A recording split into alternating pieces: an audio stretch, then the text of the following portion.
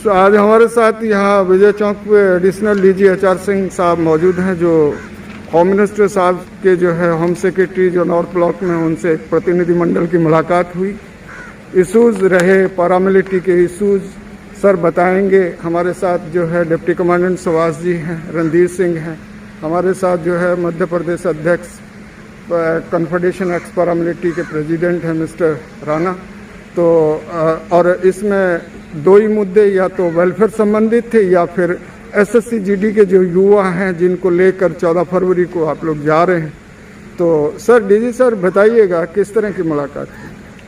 आज की डेलीगेशन की मुलाकात बहुत अच्छे माहौल में हुई। तो श्री भल्ला होम सेक्रेटरी और श्री शाही जीएसपी मौजूद थे और उन्होंने हमारी बातों को बहुत ध्यानपूर्वक सुना और एश्योरेंस दिया कि वो इन सब चीज़ों को सकारात्मक रूप से हल करेंगे।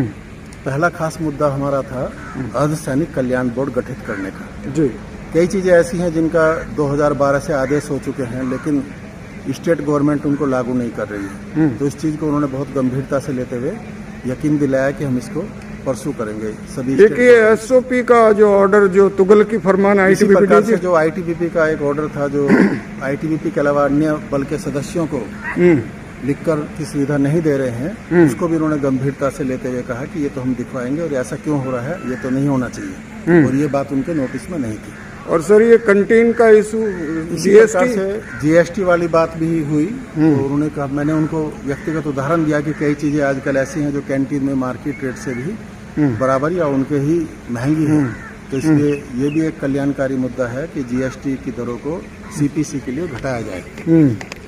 इसी प्रकार से हेल्थ संबंधी मामला आया कि जहाँ जहाँ पे अर्धसैनिक बलों के कार्मिकों का ज़्यादा नफरी है, तो वहाँ पे उनको अच्छी चिकित्सा सुविधा, सीजीएचएस डिस्पेंसरी और अन्य सुविधा दी जाए। तो उस पर भी उन्होंने कहा कि आयुष्मान योजना के तहत वो कोशिश कर रहे हैं कि सारे बलों को लाया जाए और ये मामला उनको तेजी से परसू कर रहे हैं। इसी प्रकार से जब हमने कहा कि सब जैसे बाकी अर्धसैनिक बलों, जैसे सेना के लिए उनके अलग से स्कूल और कॉलेज खुलते हैं, तो उस मामले में उन्होंने कहा कि नहीं, उनके लोग तो जल्दी रिटायर हो जाते हैं, उनकी शर्तें अलग है। तो हमने बताया कि अर्धसैनिक बलों की भी नफरी बहुत ज़्यादा है।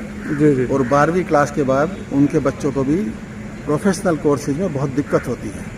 इसलिए मामले पे उन्होंने इसको नोट किया और उसमें भी विश्वास दिलाया कि इसको वो दिखवाएंगे। जी। इसके अलावा एक झंडा दिवस के बारे में हमने सजेस्ट किया कि अर्धसैनिक बलों के लिए भी एक झंडा दिवस मनाया जाए। तो वो थोड़ा इस बात पे पहले ही चर्चा कर रहे हैं अक्टूबर में कि 21 अक्टूबर से 31 अक्टूबर के बीच एक दिन को पुलिस झंडा दिवस के रूप में। तो ये बड़ी बात है कि ये जो आपकी मांग जो है ना, ही कवर हो जाएंगे। जो बराबर मांग थी कि भाई सेना झंडा दिवस है तो हर सेना झंडा, ये बड़ी बात है। सर, आप बताइएगा। कैंटीन को लेके बात हुई कि जीएसटी हमारे को माफ़ हो हमारी कैंटीनों में। कैंटीन मार्केट रेट पे आ गई हैं, जैसा डीजी साहब कह रहे हैं, और वो बात को भी साहब ने बहुत गंभीरता से लिया है। और ये एसएससी जीडी के बारे में, एसएससी जीडी के लिए बातचीत रखी गई थी और साहब ने उसके लिए भी बात करने के लिए कहा है कि वो एसएससी चीफ के साथ बात करके उस मैटर को भी देखेंगे।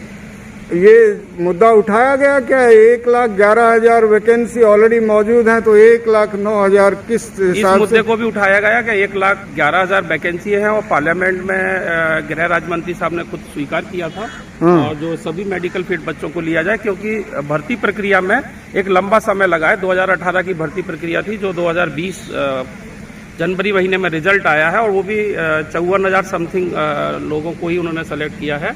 तो बाकी मेडिकल फिट बच्चों को भी लिया जाए, ये मुद्दा हमने गृह राज्य होम सेक्रेटरी साहब के सामने रखा है और उसको भी उन्होंने नोट किया है। जवानों की पेंशन का मुद्दा भी इसमें डाला गया कि भाई जो है ना, जवानों की पेंशन भी होनी चाहिए। जब आप वन नेशन और वन राशन कार्ड की बात करते हैं, तो वहाँ पे हमने कहा कि भाई वन रैंक वन पेंशन का मुद्दा भी होना, जबकि जवानों ने तो इस देश की संसद को बचाया था, तो फिर अर्धसैनिक बलों के जवानों की पेंशन क्यों नहीं? डिप्टी कमांडेंट साहब, आप तो दूसरी बार आ रहे हैं होम सेक्रेटरी की मुलाकात में, कैसे आप उदास हैं? नहीं, आज मतलब होम सेक्रेटरी से महोदय से बात हुआ, काफ़ी मुद्दों पर डिस्कस हुआ और ऐसा लगा कि वो हमारी जो मांगे हैं उनके पॉजिटिव सोच रही है बिल्कुल। और आने वाले समय में हो सकता है कि हमारे काफी अच्छे परिणाम देखने को मिले। मुद्दे को प्रभावित करके लागू करवा दीजिए। जी रणधीर जी, आज होम सेक्रेटरी साहब से मुलाकात हुई, सकारात्मक मुलाकात हुई, सद्भावना अच्छा रहा उनका, अच्छा बिहेवियर रहा और बातें सुनी गई इसको पकड़ो।